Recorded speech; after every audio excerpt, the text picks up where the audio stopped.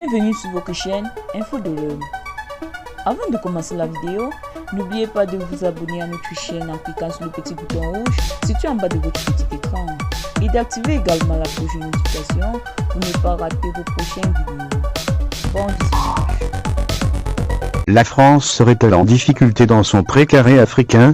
Hier en Côte d'Ivoire, aujourd'hui au Mali et au Tchad, la montée du sentiment anti-français est une réalité et nul ne saurait cacher le soleil de cette évidence avec la main.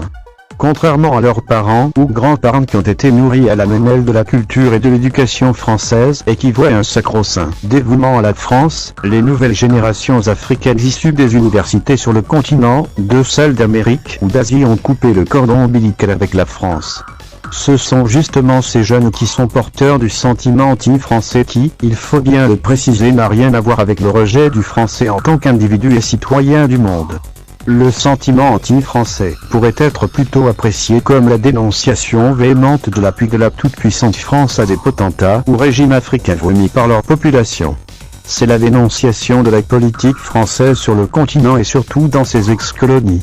Le discours du président français Emmanuel Macron à l'université de Ouagadougou avait sonné comme la trompette, annonçant une nouvelle ère dans les relations entre la France et ses ex-colonies et surtout la fin d'une politique qui se fondait sur le maintien au pouvoir d'une élite embourgeoisée encline à défendre les nombreux intérêts français représentés par un réseau dense de multinationales à capitaux français.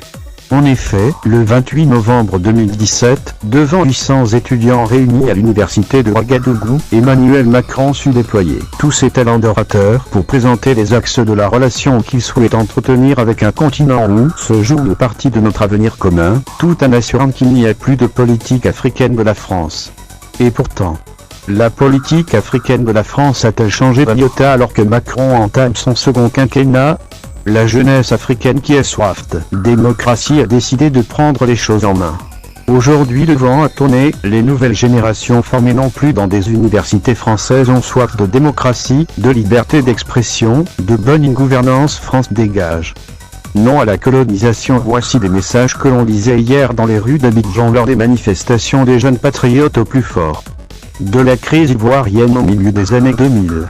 Ces messages resurgissent aujourd'hui lors de manifestations populaires à Bamako ou encore au Tchad.